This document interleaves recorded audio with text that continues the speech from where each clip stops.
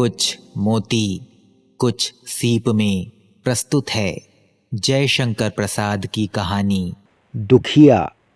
प्रवाचक हैं अमित सोनी।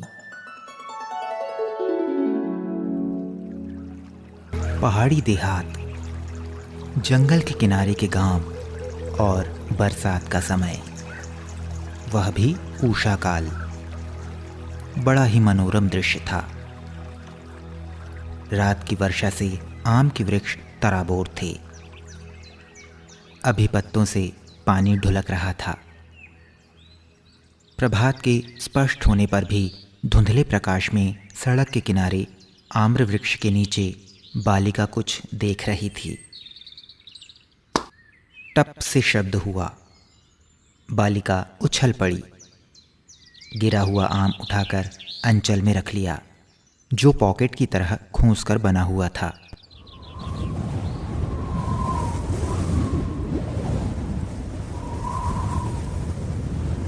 दक्षिण पवन ने अनजान में फल से लदी हुई डालियों से अटखेलियां कीं।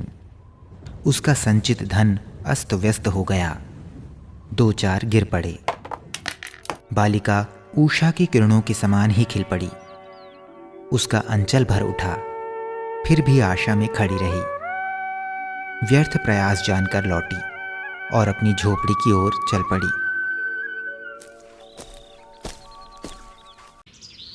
फूस की झोपड़ी में बैठा हुआ उसका अंधा बूढ़ा बाप अपनी फूटी हुई चिलम सुलगा रहा था।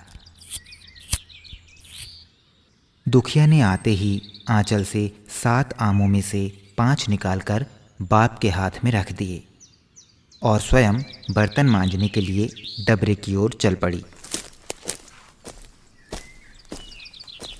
बर्तनों का विवरण सुनिए। एक फूटी बटुली, एक लौंदी और लोटा। यही उस दीन परिवार का उपकरण था। डबरे के किनारे छोटी सी शिला पर अपने फटे हुए वस्त्र संभाले हुए बैठकर दुखिया ने बर्तन मलना आरंभ किया।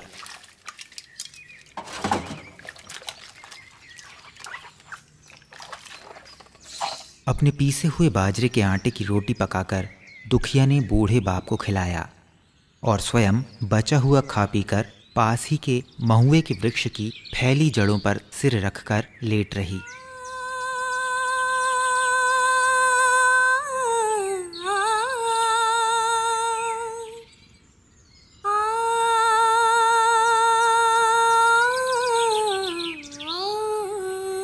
कुछ गुनगुनाने लगी।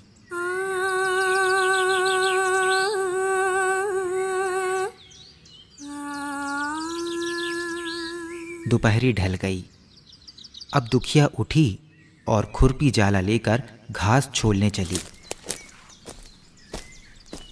जमींदार के घोड़े के लिए घास वह रोज दे आती थी। कठिन परिश्रम से उसने काम भर घास कर लिया, फिर उसे डबरे में रखकर धोने लगी। सूर्य की सुनहली किरणें बरसाती आकाश पर नवीन चित्रकार की तरह कई प्रकार के रंग लगाना सीखने लगीं। अमराई और ताड़ वृक्षों की छाया उस शाद्वल जल में पड़कर प्राकृतिक चित्र का सृजन करने लगीं। दुखिया को विलंब हुआ, किंतु अभी उसकी घास धो नहीं गई। उसे जैसे इसकी कुछ परवाह ना थी। इसी समय घोड़े की टापों के शब्द ने उसकी एकाग्रता को भंग किया। जमींदार कुमार संध्या को हवा खाने के लिए निकले थे। वेगवान बालोतरा जाति का कुम्मेत पच कल्याण आज गर्म हो गया था। मोहन सिंह से बेकाबू होकर वह बगटूट भाग रहा था।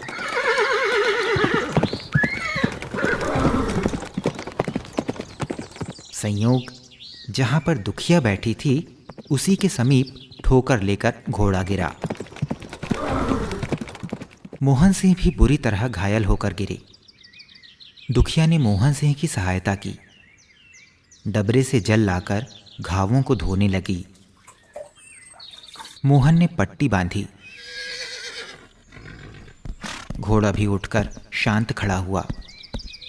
दुखिया जो उसे टहलाने लगी थी, मोहन ने कृतज्ञता की दृष्टि से दुखिया को देखा।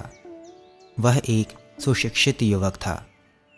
उसने दरिद्र दुखिया को उसकी सहायता के बदले ही रुपया देना चाहा। दुखिया ने हाथ जोड़कर कहा, बाबूजी, हम तो आप ही के गुलाम हैं।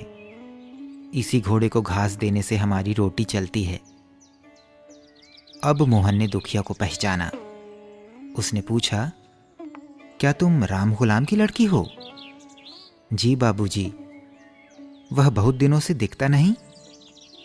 बाबूजी, उनकी आंखों से दिखाई नहीं पड़ता। आहा, हमारे लड़कपन में वह हमारे घोड़े को जब हम उस पर बैठते थे पकड़कर टहलाता था। वह कहाँ है?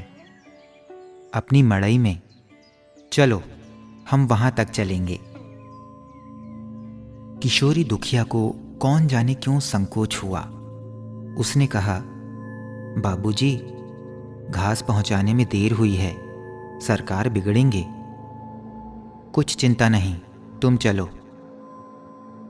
लाचार होकर दुखिया घास का बोझा सिर पर रखे हुए झोपड़ी की ओर चल पड़ी। घोड़े पर मोहन पीछे पीछे था। राम गुलाम, तुम अच्छे हो? राज सरकार। जुग जुग जियो बाबू।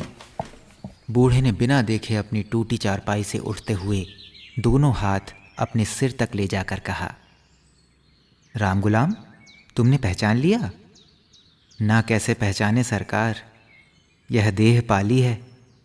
उसने कहा, तुमको कुछ पेंशन मिली है कि नहीं?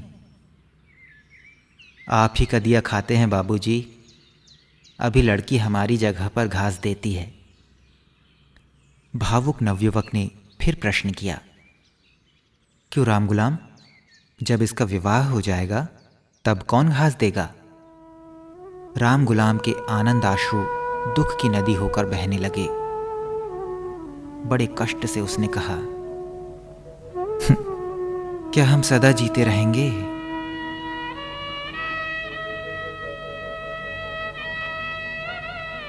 अब मोहन से नहीं रहा गया। वहीं 2 रुपए उस बुढ़े को देकर चलते बने। जाते जाते कहा, फिर कभी। दुखिया को भी घास लेकर वहीं जाना था। वह पीछे चली।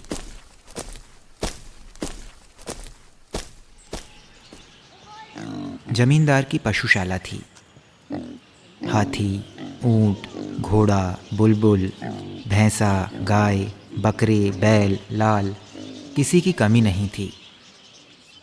एक दुष्ट नजीब खां इन सबों का निरीक्षक था। दुखिया को देर से आते देखकर उसे अवसर मिला। बड़ी नीचता से उसने कहा, मारे जवानी के तेरा मिजाज ही नहीं मिलता?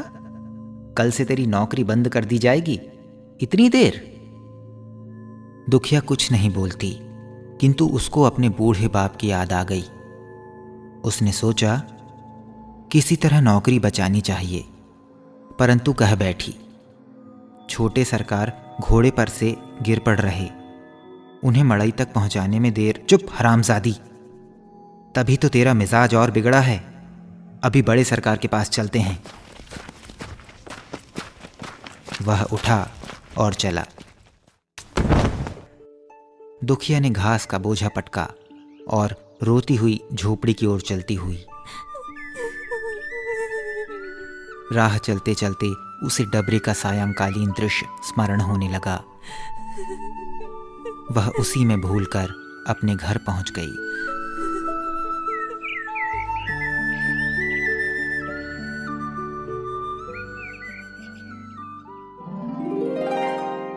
ये थी जयशंकर प्रसाद की कहानी दुखिया।